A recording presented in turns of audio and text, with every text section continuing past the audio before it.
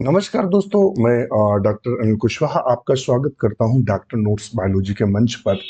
आज हम उन प्रश्नों को लेकर आए हैं जो आपके लिए काफी कठिन भी महसूस होते हैं और आपकी विषय वस्तु के अनुसार या तो आप जो इंटरमीडिएट की बुक में पढ़ते हैं तो उसमें भी क्वेश्चन नहीं मिलते हैं। जब बीएससी में जाते हैं तो हाइड्रा नहीं मिलता। जब इंटरमीडिएट और चूंकि जो सिलेबस अब इस समय नीट का है या एनसीईआरटी का जो सिलेबस है, एक बड़ी समस्या मैं आपको बता दूं, मैं डिस्कस कर दूं कि सबसे बड़ी समस्या ये है कि जो एनसीईआरटी का सिलेबस है, जो गवर्नमेंट है, पर ईयर दो चार चैप्टर कम करती जा रही है। चाहे वो यूपी बोर्ड का सिलेबस हो, जो लोग इंटरमीडिएट में अगर पढ़ा रहे होंगे तो मैं बता दूं, हर साल एक नियम आता है कोरोना के बाद से, कोरोना के बीच में, कि दो चैप्टर हटा दिए गए, तीन चैप्टर हटा दिए गए। तो सिलेबस बिल्कुल श्रिंक किया जा रहा है, मतलब श्रिंक, सिकुड़ रहा है। सिलेबस में कुछ छोड़ ही नहीं रहे। आपको दिखेगा, पहले आप पूरा जिम्नोस्पर्म में आप पाइनस और साइकस पढ़ते थे, आप टेरिस पढ़ते थे, आप हाइड्रा पढ़ते थे इंटरमीडिएट में, आप अमीबा पढ़ते थे पूरा का पूरा, आप प्लेटीहेल्मिन्थेस का पूरा पढ़ते हैं, टेप वर्म पढ़ते थे। वो सब कुछ छोड़ा ही नहीं, सिर्फ जनरल करेक्टर पढ़ लो, हो गया। तो सिलेबस घटा रहे हैं तो आपके पास जो बुकें हैं, अगर जिनके पास पुरानी बुकें हैं वो तो सही हैं। अगर इस समय की आप नई बुक अगर आप लेते हैं एनसीईआरटी की, तो वो बिल्कुल किसी काम की नहीं है। मैं आपको जवाब दे दूं, अगर आप एनसीईआरटी की बुक खरीदना चाहें तो आज से 10 साल पहले की अगर ओल्ड मार्केट में किताबें मिलती वही खरीदिएगा। बीएससी की भी अगर किताबें खरीदनी चाह रहे हैं तो ओल्ड किताबें, जो आप जिस समय बीएससी कर रहे थे उस समय की किताबें अगर कहीं मिल जाएं वही खरीदिएगा। इस समय तो न्यू एजुकेशन पॉलिसी आ रही है, तो पता लगा केवल एल्ब्यूगो पैक्सिनिया दो दिया है, बकाया सब हटा दिया। आपको तो एग्जाम पूरा का देना है, सिलेबस वहां वो मैक्सिमम दे रहा है, मगर किताबों में, जो नई किताबें, उनमें सिलेबस के नाम पे कुछ मिलता ही नहीं है।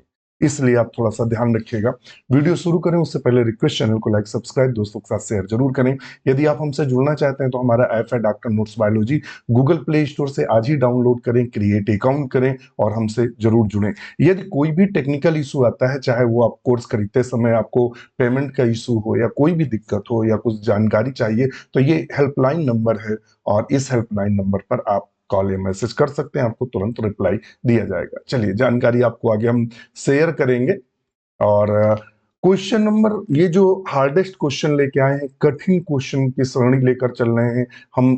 जो बहुत हल्के क्वेश्चन उनको हटा कर रखा है, टीजीटी पीजीटी के उन क्वेश्चनों का चुनाव किया है जो अति कठिन की श्रेणी में आते हैं। अगर आप किताब पढ़ते हैं तब भी वहां डाटा प्रॉपर नहीं मिल पाता है। ऐसी कई किताबों का संकलन से ये डाटा तैयार किया गया है, तो पूरा वीडियो जरूर देखिएगा। और 110% इंपॉर्टेंट ही क्वेश्चन रखे गए हैं, इनमें एक भी क्वेश्चन ऐसा नहीं है कि जो इंपॉर्टेंट ना हो सकता है इसके से मैक्सिमम क्वेश्चन आपको देखने को मिले। और एक और नई चीज बता दें, हमने देखा था पीजीटी और जो टीजीटी 2021 का था, उसमें हाइड्रा से दो क्वेश्चन पूछे थे, ओबिलिया से दो क्वेश्चन उसने पूछे थे, और ऑरेलिया से भी उसने दो क्वेश्चन। इस प्रकार से नाइडेरिया से या सीलेंट्रेट से लगभग 6 क्वेश्चन उसने पूछे थे। छोटा सा टॉपिक, इतना इंपॉर्टेंट कि 6 क्वेश्चन।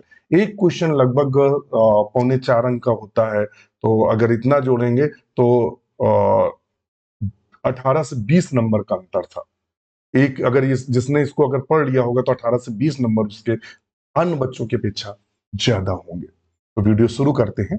इससे पहले हमने क्वेश्चन नंबर 25 को हमने कहा था कि आप सॉल्व करिएगा और हमें आंसर बताइएगा। बहुत सारे मित्रों ने कमेंट्स किया। तो क्वेश्चन था, टेंटिकल्स ऑफ हाइड्रा। हाइड्रा के जो टेंटिकल्स होते हैं वो कैसे होते हैं?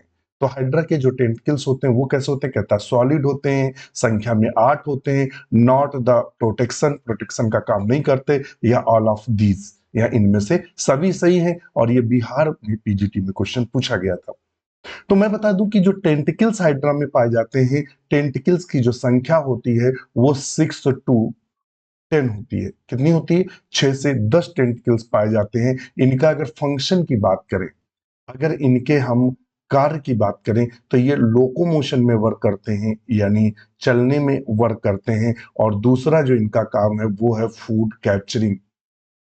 कैप्चरिंग दूसरा इनका कार्य क्या है? फूड कैप्चरिंग का कार्य करते हैं, या भोजन को पकड़ने में, या जो प्रे होता है उसको पकड़ने में कार्य करते हैं। तो प्रोटेक्शन में भी कार्य करते हैं, चूंकि सुरक्षा भी कर रहे हैं। तो अब इनमें से सही क्या? दूसरा ये कहता है सॉलिड होते हैं, सॉलिड नहीं होते, ये हॉलो होते हैं। कैसे होते हैं? हॉलो होते हैं या खोखले होते हैं। तो इनकी संख्या ये सही होगी कि टेंटिकल्स ऑफ हाइड्रा आर 6 से 10 दिया है, तो यहां जो मान लेंगे 8। तो ऑप्शन बी को हम सही करेंगे। क्वेश्चन नंबर नेक्स्ट पर चलते हैं और क्वेश्चन नंबर हमारा 26 क्या कह रहा है? कहता है गोनट्स इन हाइड्रा ओरिजिनेट फ्रॉम। जो हाइड्रा के गोनट्स होते हैं वो प्रायः किससे ओरिजिनेट होते हैं?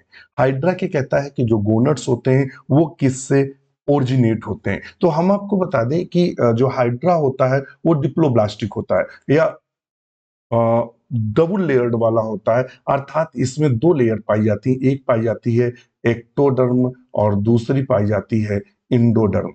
इंडोडर्म बीच में एक पदार्थ भरा रहता है, मीजो मीजोग्लिया पाया जाता है। क्या पाया जाता है? मीजोग्लिया पाया जाता है। तो जब हम इसके एक्टोडर्म की बात करते हैं, ध्यान में रखिएगा, एक्टोडर्म की बात करते हैं तो गोनट्स जो हाइड्रा के ओरिजिनेट होते हैं वो प्रायः एक्टोडर्म से ओरिजिनेट होते हैं।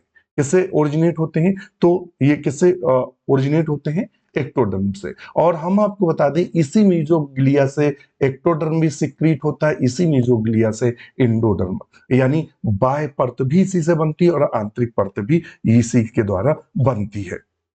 और अगर ये पूछेगा कि जो गोनट्स होते हैं, अब ये कहानी आप सुनिएगा पूरी इसकी, कि जो गोनट्स होते हैं, गोनट्स का मतलब यहां से है जनन संरचनाएं जो है, जैसे कि मतलब इसके स्पर्म बोल सकते हैं या इनके ओवरी बोल सकते हैं, उनकी उत्पत्ति की बात कर रहा है गोनट्स में।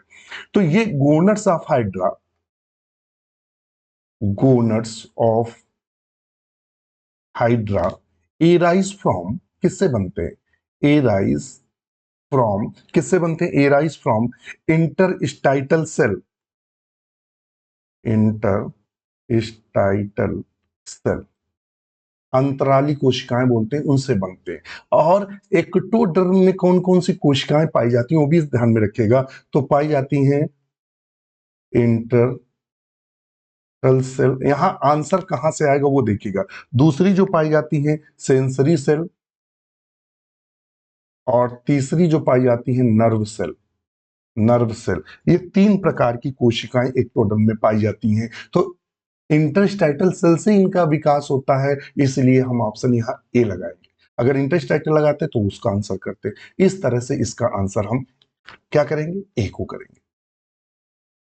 नेक्स्ट नंबर है क्वेश्चन नंबर 27 पर देखते हैं क्या कहता है। Regeneration of hydra occurs by. तो जो रीजनरेशन हाइड्रा का होता है वो पाया जाता है या अकर्स पाया जाता है, कौन सा पाया जाता है? रीजनरेशन का मतलब होता है पुनरुद्भवन। पुनरुद्भवन का मतलब होता है, जैसे कि देखिएगा दो चीजें आती हैं। एक आता है कि जैसे छिपकली की अगर पूंछ कट गई, टूट जाती है, तो उसकी जगह नई पूंछ आ जाती है। एक होता है कि यदि छिपकली मतलब किसी भी जीव को दो हिस्सों में बांट दें तो दोनों हिस्से विकास करके दो नए जीवों में विकसित हो जाएंगे, उसको बोलते हैं मार्फालैक्सिस। क्या बोलते हैं? मार्फालैक्सिस। तो इनमें मार्फालैक्सिस पाई जाती है। यदि हम हाइड्रा को, ध्यान में रखिएगा, यदि ये जो हाइड्रा है ये, यदि हम हाइड्रा को कई भागों में काट दें, अगर इसको दो भागों में काट दें तो इस वाले भाग से, तो इसके क्या हो जाएगा? इस वाले भाग से एक नया हाइड्रा बन जाएगा, और ऊपर वाला जो हाइड्रा था ये वाला हाइड्रा उससे नीचे का हिस्सा बन जाएगा। इस तरह दो बन जाए, इसे बोलते हैं मार्फालेक्सिस। क्या बोलते हैं? मार्फालेक्सिस। हम चलते हैं बोर्ड पर, और बोर्ड पर हमने कुछ चीजें लेकर रखी थी समझाने के लिए। अगर देखिएगा एपीमार्फोसिस क्या होता है, ध्यान में रखिएगा, एपीमार्फोसिस क्या होता है? एपीमार्फोसिस में क्या होता है? एपीमार्फोसिस में क्या होता है कि ऑर्गन्स, स्पेशल ऑर्गन्स डेवलप होता है। जैसे उसने इसमें बताया कि यदि हम इस केचुए को या इसको यहां से काट दें तो इसमें क्या होगा? ये काटने के बाद इसका जो ब्लास्टोमा होता है वो विकसित होगा और केचुए का अग्रभाग डेवलप कर लेगा। जबकि मार्फोलैक्सिस में क्या होता है? यदि हम इसको बीच से काट दें तो इसका पीछे वाला हिस्सा माउथ वाला पार्ट बना लेगा और आगे वाला हिस्सा पूंछ वाला, यानी एक से दो का विकास हो जाएगा। This is morphallaxis. तो ये कहानी आप ध्यान में रखिएगा। तो इनमें क्या पाई जाती है? मार्फोलैक्सिस पाई जाती है। समझ में आ गया? हमने दोनों चीजें आपको बता दी हैं, तो ऑप्शन सी को हम बिल्कुल सही करना चाहते हैं। करेंगे। यदि आप हमसे जुड़ना चाहते हैं तो हमारे जो कोर्स हैं 899 का जो हमारा कोर्स है वो वैलिड रहेगा जून तक, यानी जब पीजीटी 2022 वाला एग्जाम जब तक नहीं होगा तब तक, यानी जून में उसकी डेट चूंकि डिटर्मिनेट है तब तक वैलिड रहेगा ये जून तक। जो 1199 का बैच है इसकी वैलिडिटी 1 ईयर है, 1 साल है। और जो हमारा 1399 का बैच है बिल्कुल अपडेट बैच है, विजेता बैच, जो इस समय प्रेजेंट टाइम पे चल रहा है, लाइव सेशन में चल रहा है। तो ये बैच है, इसकी वैल्यू है 1399। और इसमें क्या होता है, जितना भी क्लासेस आ रही है, डेली क्लास आती है और अपडेट डाटा आपके साथ शेयर किया जाता है। बिल्कुल इत्मीनान से पढ़ाया जाता है, मैं भाग भाग कर बिल्कुल नहीं पढ़ाता हूँ। और इन तीनों बैचों में कॉमन क्या है, इन तीनों बैचों में आपको सारी की सारी थ्योरी क्लास मिलेंगे। और चूंकि थ्योरी क्लास ऐसे मिलेंगी कि जो क्वेश्चन आप देख रहे हैं एक भी क्वेश्चन आपको गलत नहीं करेंगे। मतलब मैं नोट्स बनाकर ही पढ़ाता हूँ, आलतू फालतू की चीजें या एक्स्ट्रा डाटा आपके साथ शेयर मैं बिल्कुल भी कदापि भी नहीं करता हूँ। और क्या मिलेगा, सारी की सारी एमसीक्यू की क्लास मिलेगी, chapter wise chapter wise MCQ की क्लास मिलेगी। जैसे कि आप ये हमें यूट्यूब पर देख रहे हैं, इस तरह की भी सारी, सारे सिलेबस से इस तरह क्लासेस, सारी के सारी थ्योरी क्लासेस। और मैं और बता दूं कि रात में जो डिस्कशन होता है वो अवेलेबल रहेगा आपको। इसके अलावा 1500 पीडीएफ की एक आपको लाइब्रेरी, ये सब आपको फ्री ऑफ कास्ट अवेलेबल रहेगा, चाहिए कोई भी बैच आप लीजिए। और विजेता बैच की भी वैलिडिटी 1 ईयर है। और दूसरा हमारा 599 का हमारा प्रैक्टिस बैच है, प्रैक्टिस बैच है, आज ही ज्वाइन करें। और ये सीबीटी बेस्ड है, कंप्यूटर बेस्ड है, अर्थात ये आप मोबाइल, कंप्यूटर, लैपटॉप किसी से भी दे सकते हैं। आपके क्वेश्चन आएंगे, आप उनको क्लिक करेंगे, पढ़कर आप अपने हिसाब से नेक्स्ट करेंगे। तो जैसे ही लास्ट में सारे क्वेश्चन सबमिट करेंगे, बताएगा आपने कितनी देर में क्वेश्चन किए, कितने क्वेश्चन छोड़े, कितने कौन सा क्वेश्चन कितना उसमें समय लगाया। और जो और क्वेश्चन का जो लेवल है, तो आप देखेंगे एनसीईआरटी और जो ये हमने आपको ये सारे जो क्वेश्चन ये आप देख रहे हैं रीजनरेशन, ये जो आप दे रहे हैं, ये भी क्वेश्चन सारे आपको वहां करने को मिलते हैं, जिससे आपका स्कोर संभल सके। एग्जाम में जो गलतियां 2 4 6 क्वेश्चन आप बाद में घर में कहते हैं आके ना कि मैंने देखा ही नहीं, मुझे आता हुआ क्वेश्चन गलत हो गया, तो ये सारी समस्या दूर हो जाएगी। आज ही जुड़े, 599 का प्रैक्टिस बैच लें।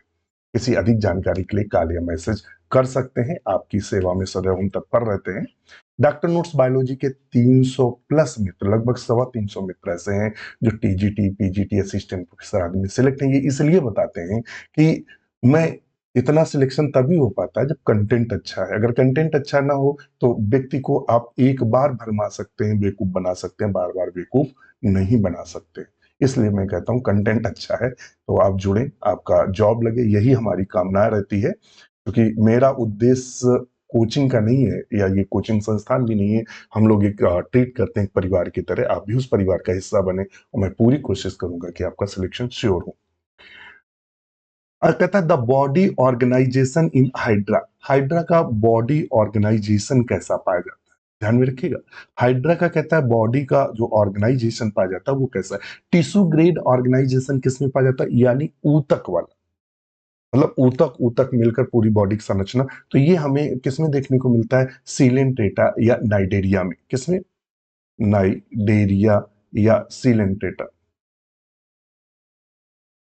सीलेंट्रेटा में देखने को मिलता है, अथवा सीलेंट। और जो हाइड्रा है, हाइड्रा किसका सदस्य है, सीलेंट्रेटा या नाइडेरिया बोल सकते हैं, इसका सदस्य है। तो वही पूछ रहा है कि हाइड्रा का, तो option a tissue grade. Organ grade किसमें देखने को मिलता है, तो प्लेटी हेलमिंथीज में, प्लेटी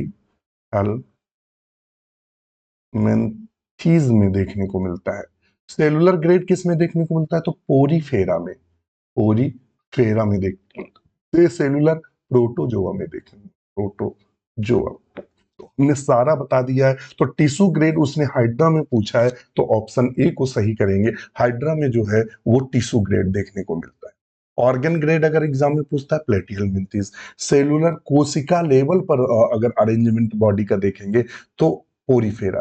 पोरीफेरा में कौन कौन आता है, साइकॉन आता है। हम लोग क्या पढ़ते हैं, साइकॉन पढ़ते हैं, ल्यूकोसोलिनिया पढ़ते हैं, यही दो पढ़ते हैं। और टीजीटी पीजीटी आदि में। और अगर हम उसमें पूरे सीलेंट्रेटा में तो हम लोग हाइड्रा पढ़ते हैं, ओबिलिया और ऑरिलिया पढ़ते हैं।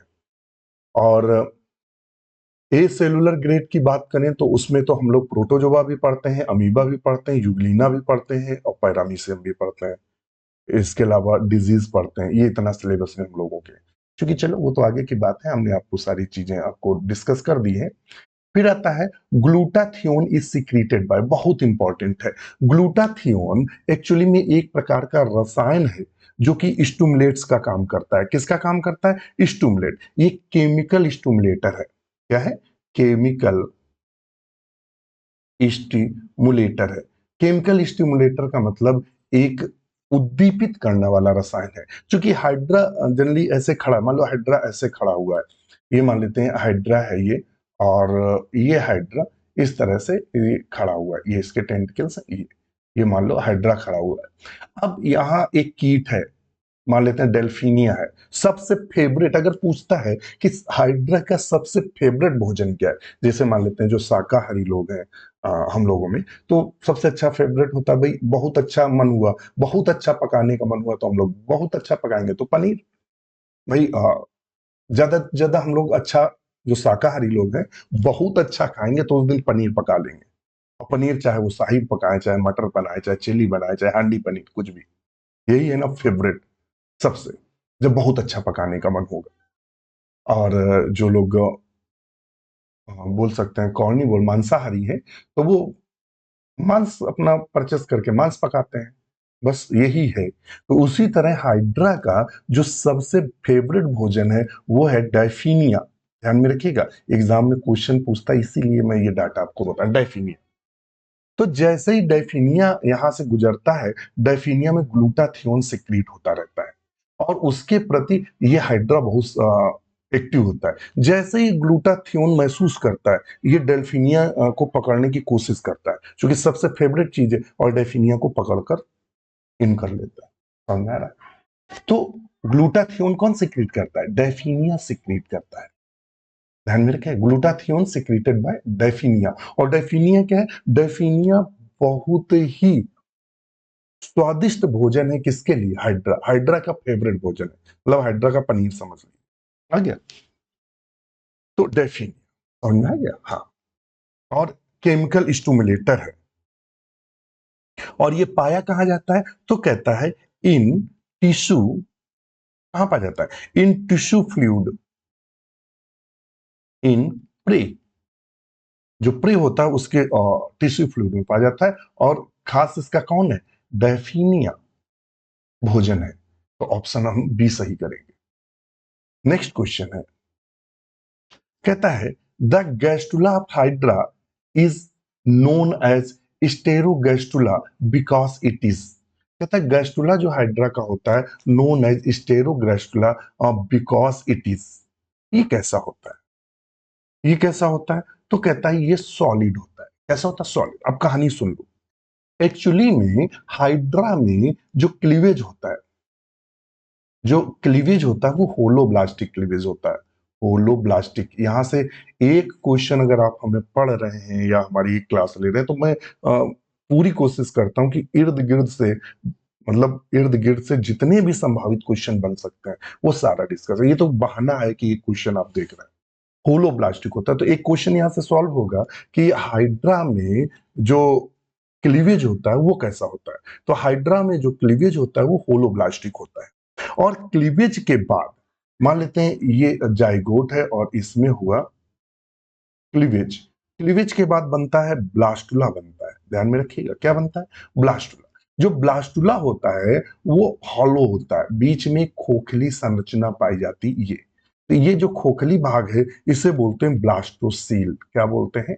ब्लास्टोसील। मतलब एक गेंद है, गेंद के अंदर गेंद होती है, गेंद के अंदर खाली स्थान होता है, तो उसे बोलते हैं ब्लास्टोसील। तो बीच में खाली स्थान को ब्लास्टोसील कह रहा है। ठीक है, ये ब्लास्टुला हो गया। फिर इसमें विभाजन होता है तो गैस्टुला बनता है, और गैस्टुला जो होता है वो जनरली सॉलिड होता है। कैसा होता है? सॉलिड होता है गैस्टुला। ये बन गया गैस्टुला। ध्यान में रखिएगा। और कैसा है? सॉलिड। लेकिन कई विभाजन फिर इसमें होते हैं, और ये जो अभी सॉलिड है ये फिर हॉलो हो जाता है। ये एक तरह की खोखली इस तरह से संरचना बन जाता है। और इस संरचना में जो बीच की कैविटी होती है उसको क्या बोलते हैं? इंट्रॉन बोलते हैं। क्या बोलते हैं? इंट्रॉन या गैस्ट्रोसील बोलते हैं। क्या बोलते हैं? गैस्ट्रोसील या इंट्रॉन के नाम से आते हैं। तो चूंकि उसने स्टेरोगैस्ट्रुला की बात की, तो स्टेरोगैस्ट्रुला जो होता है वो सॉलिड होता है, तो हमने आपको यहां करा दी, हमने आपको पूरी कहानी उसकी समझा दी है। चलिए नेक्स्ट क्वेश्चन पर चलते हैं। और 31 नंबर क्वेश्चन क्या कहता है? Poisonous fluid present in nematocyst of hydra. Actually में जो निमेटोसिस्ट पाई जाती है, ध्यान में रखिएगा, निमेटोसिस्ट दो वर्ग में पाई जाती है। एक तो जनरली जो है सीलेन ट्रेटा में देखने को मिलता है, और दूसरा टीनोफोरा में देखने को मिलता है। टीनोफोरा ध्यान में रखिएगा। ये निमेटोसिस्ट मैं इसलिए बता रहा हूं कि एक बार मेरा भी क्वेश्चन गलत हो गया था। मेरा क्वेश्चन ऐसे गलत हुआ, मुझे भी ये मालूम था कि निमेटोसिस्ट करेक्टरिस्टिक फीचर्स है सीलेंट्रेटा का। तो वहां उसने सिलेंट्रेटा दिया नहीं, नैनाफेब दिया था, तो मैंने नैनाफेब कर दिया, टीनोफोरा दिया था, और टीनोफोरा सही था, क्योंकि टीनोफोरा में भी निमेटोसिस्ट पाई जाती है और सिलेंट्रेटा में भी पाई जाती है, और मुझे याद नहीं था टीनोफोरा। फिर जब मैंने उस पर ज्यादा गहन चिंतन किया, किताबें किताबें देखी, तो पता लगा तो ऐसे भी चीजें होती हैं। तो कभी भी ध्यान में रखिएगा, निमेटोसिस्ट की हिंदी होती है दंश कोशिका। क्या बोलते हैं? दंश कोशिका। ये डिफेंस, ऑफेंस और डिफेंस का कार्य करती है। जीव जो जब मान लेते हैं कोई इसका भोजन है या कीट है जिसको ये खाना चाह रहा है, और उसमें क्या करता है, ये निमेटोसिस्ट से प्रहार करता है, तो उसकी जो रॉड होती है अंदर घुसती है, और हिप्नोटॉक्सिन, ध्यान में रखिएगा, हिप्नोटॉक्सिन एक प्रकार का पॉइजन होता है जो इंजेक्ट हो जाता है, और जो इसका भोजन होता है वो बेहोश हो जाता है, और उसको आराम से ये खा लेता है। दूसरा, अपनी सुरक्षा के लिए भी ये दंश कोशिकाएं क्या करता है, छोड़ता है, और मतलब दंश कोशिकाओं से उसमें इंजेक्ट करता है हिप्नोटॉक्सिन, जिससे इसका शत्रु बेहोश हो जाता है, ये आराम से बच जाता है। तो क्या है? हिप्नोटॉक्सिन है। हिप्नोटॉक्सिन ध्यान में रखिएगा, हिप्नोटॉक्सिन दो चीजों से मिलकर बना होता है।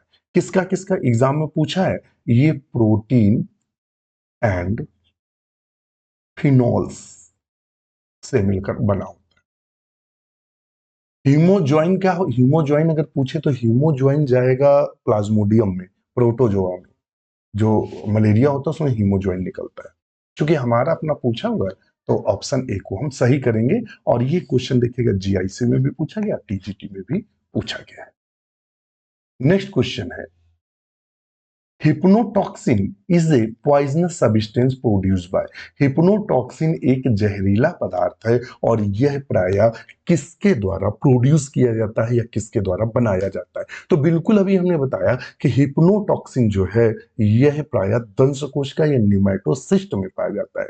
तो ऑप्शन क्या लगाएंगे? निमेटोसिस्ट में पाया जाता है, जिसको हम हिंदी में दंश कोशिका के नाम से जानते हैं। दंश कोशिका में पाया जाता है हिप्नोटॉक्सिन, जो कि पॉइजनस होता है, जो कि जो प्रे होता है इसका, उसको मारने या बेहोश करने में प्रयोग करता है, और अपनी रक्षा के लिए प्रयोग। नेक्स्ट क्वेश्चन है, कहता है which of the following animal has a nervous system but no brain.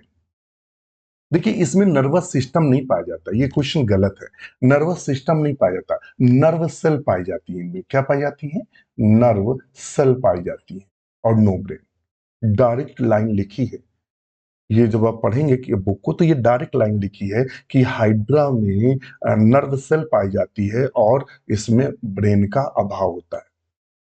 तो वो कौन है? हाइड्रा, जिसमें ब्रेन तो नहीं पाया जाता लेकिन नर्व सेल पाई जाती है। और ये टीजीटी 2009 में क्वेश्चन पूछा गया है।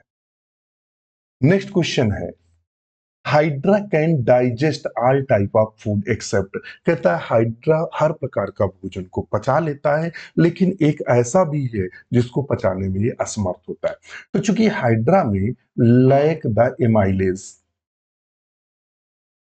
हाइड्रा में एमाइलेज नहीं पाया जाता है, इसलिए एमाइलेज किसको पचाता है? स्टार्च को, सॉरी, स्टार्च को पचाता है। और तो इसमें लाइक का मतलब अनुपस्थित। अगर इमाइलेज नहीं पाया जाएगा तो स्टार्च को नहीं पचा पाएगा। तो ये तो फैट भी पचा लेता है, ये शुगर भी पचा लेता है, ये प्रोटीन भी पचा लेता है, लेकिन ये स्टार्च को नहीं पचा पाता है। तो एक्सेप्शनल केस हाइड्रा में क्या है जो नहीं पचा पाता है, वो है स्टार्च। क्या है? स्टार्च। नेक्स्ट क्वेश्चन पर चलते हैं 35 नंबर पर। कहता which cells in Hydra are called embryonic reserve. कहता कौन सी कोशिकाओं को हम एम्ब्रियोनिक रिजर्व के नाम से जानते हैं। कौन सी कोशिकाओं को प्राय हम एम्ब्रियोनिक रिजर्व के नाम से जानते हैं। तो जो इसकी एक्टोडर्म होता है, एक्टोडर्म होता है, और एक्टोडर्म में कौन सी कोशिकाएं पाई जाती हैं, तो इंटरस्टाइटियल सेल पाई जाती हैं। इंटरस्टाइटियल सेल जो पाई जाती हैं, वो क्या होता है, ये कोशिकाएं एम्ब्रियोनिक रिजर्व कहलाती हैं। क्या कहलाती हैं? Embryonic reserve. ऐसा क्यों? रिजर्व का मतलब क्या होता है कि हम किसी आवश्यक चीज को अपने अंदर रखें, आवश्यकता पड़ने पर उसका प्रयोग करें और अपने कार्य को पूरा करें। तो ये जो इंटर स्टाइटल सेल जो होती हैं, ये क्या होती हैं, ये इस प्रकार की कोशिकाएं हैं कि ये रिजर्व फॉर्म में रहती हैं। आवश्यकता पड़ने पर ये निमैटोसिस्ट में भी बदल जाती हैं। किसमें बदल जाती हैं? निमैटोसिस्ट में भी बदल जाती हैं। ये गोनट्स, गोनट सेल्स में भी बदल जाती हैं आवश्यकता पड़ने पर। और किस में बदल जाती हैं? ये एपिथेलियल सेल में भी बदल जाती। मतलब जो भी सिलेंट्रेट है उनमें किसी भी कोशिका की क्षति हो गई, या कोई भी कोशिका नष्ट हो गई, या कोई भी टिश्यू नष्ट हो गया, तो ये कोशिकाएं आती हैं और उसी कोशिकाओं का रूप लेकर बदल जाती हैं। तो इसीलिए बोलते हैं एम्ब्रियोनिक रिजर्व। तो कौन सी कोशिकाएं? बी इंटरस्टाइटल जो सेल है, ये कैसी हैं, तो ये प्राय कैसी हैं, एम्ब्रियोनिक रिजर्व के नाम से जानी जाती हैं। एक वैज्ञानिक हुए, ध्यान में रखिए, अगर पूछे ब्रेन, कौन से वैज्ञानिक है? ब्रेन। ब्रेन ने 1951 में, ये अब बुक पढ़ेंगे तो एक लाइन वहां लिखी है कि 1951 में ब्रेन ने ये कहा था कि 45 डेज आफ्टर बाद जो हाइड्रा है, हाइड्रा की प्रत्येक सेल नई हो जाती है। इन्होंने क्या कहा था? ब्रेन ने ये कहा था कि 25 डेज आफ्टर, 45 दिन बाद हाइड्रा की प्रत्येक कोशिका नई हो जाती है, ये कहा था। तो किसने कहा था वो मैंने बता दिया, ब्रेन ने कहा। चलिए, क्वेश्चन नंबर नेक्स्ट है, एक्सॉन ऑफ हाइड्रा। हाइड्रा का एक्सॉन कैसा होता था? नेकेड होता है। ये जीआईसी में क्वेश्चन पूछा गया है। नेक्स्ट क्वेश्चन चलते हैं। अब आते हैं, बात करते हैं ऑरिलिया की। ऑरिलिया में कहते हैं, in Aurelia the exhalant water current returns through. जो एक्स हाइलेंट वाटर करंट है, यानी जो पानी इसके अंदर चल रहा है, तो जो एक्स करंट है, इन करंट होता है और एक्स करंट होता है, वो कहां से रिटर्न होता है? तो pre radial and inter radial से रिटर्न होता है। तो ऑप्शन ए को सही करेंगे। और ये टीजीटी 2021 में क्वेश्चन बन चुका है। थोड़ा सा बहुत टाइम लग रहा है। कहता है वेलेरियम, वेलेरियम ऑफ ऑरिलियाइज। ऑरिलिया का जो वेलेरियम होता है वो क्या है? कहता है a part of true velum, like a true velum hydrozoan medusa, and does not contain endodermal cell. Unlike true velum and hydrozoan medusa it contains endodermal cell. तो ऑप्शन सी सही होगा। अगर हम बोर्ड पर चले तो इसकी थोड़ी सी कहानी आपको हम बताएंगे। तो ये हमारा दिया हुआ है,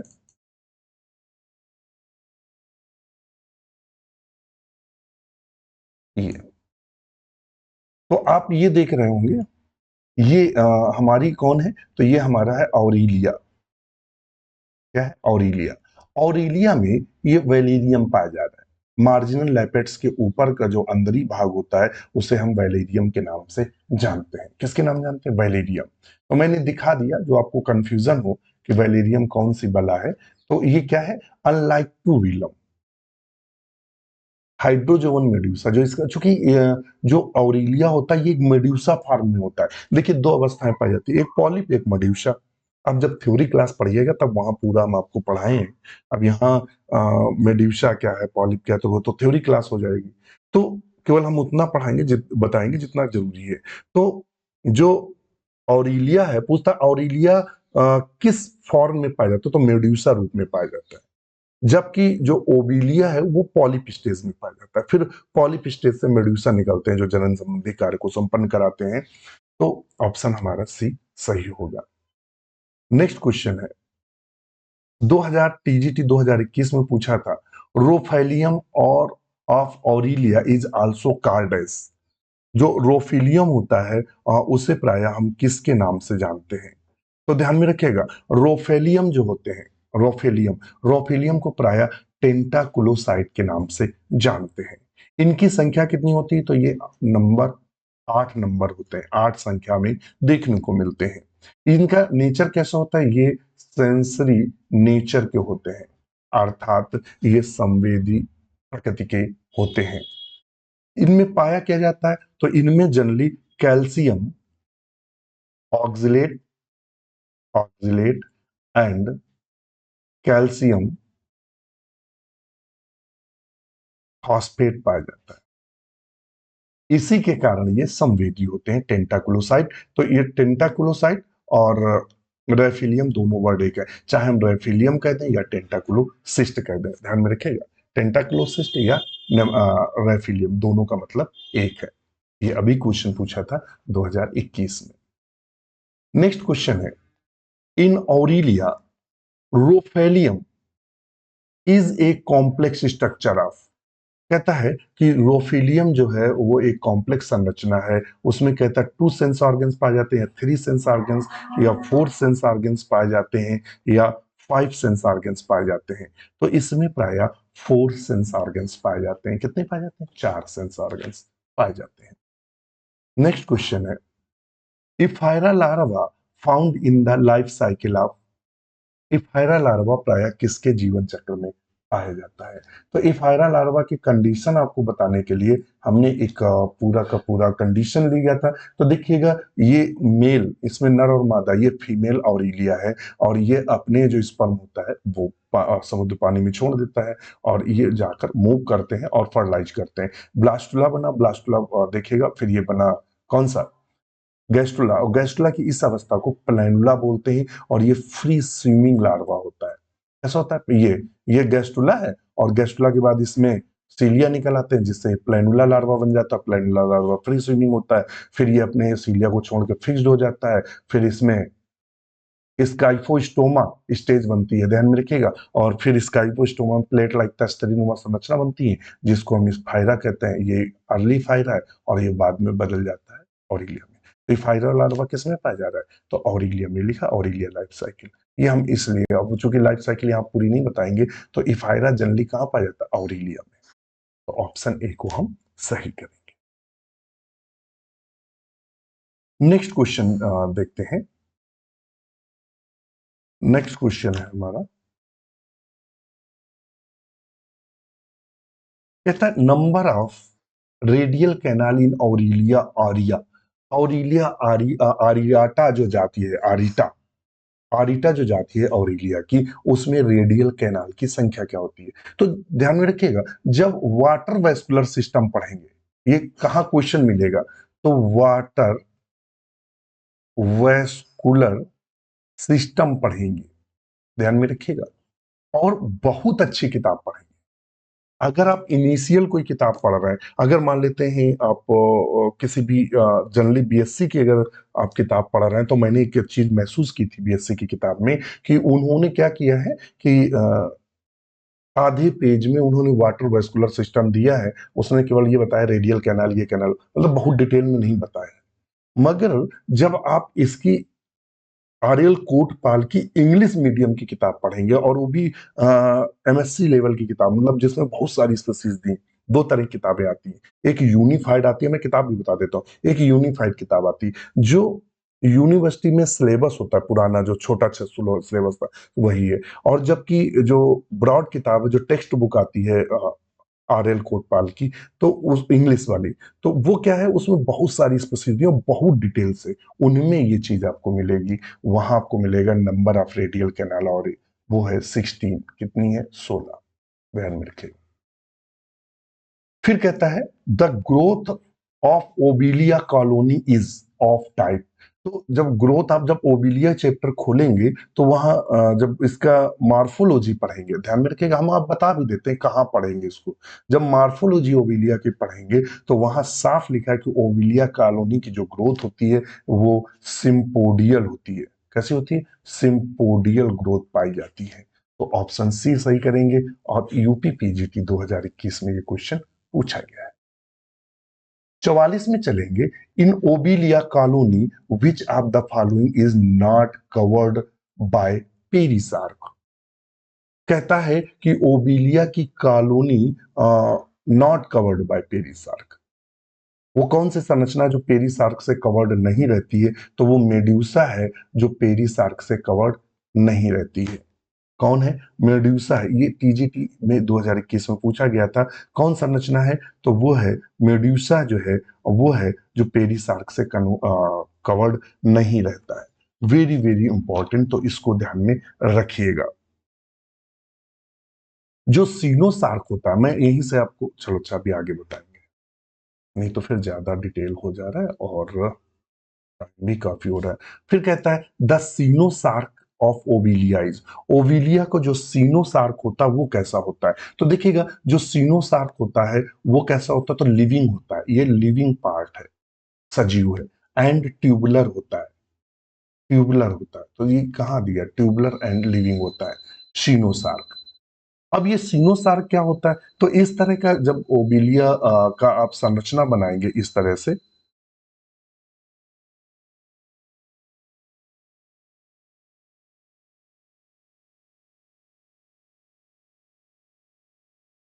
इस तरह की एक आप संरचना बनाएंगे, ये ऐसी,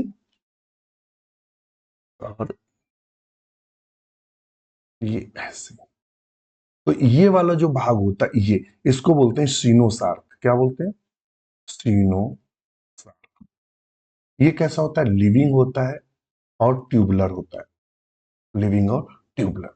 इसके ऊपर के आवरण को पेरीसार्क बोलते हैं। क्या बोलते हैं? पेरीसार्क बोलते हैं। जो क्यूटिकुलर होता है, क्यूटिकुलर होता है।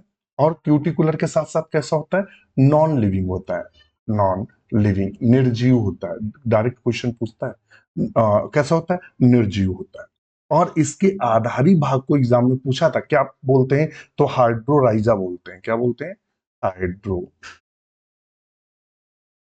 के नाम से जानते हैं। तो ये हमने आपको उसका बेसिक कॉन्सेप्ट दिया। तो ऑप्शन क्या सही करेंगे? बी को, ट्यूबुलर एंड लिविंग।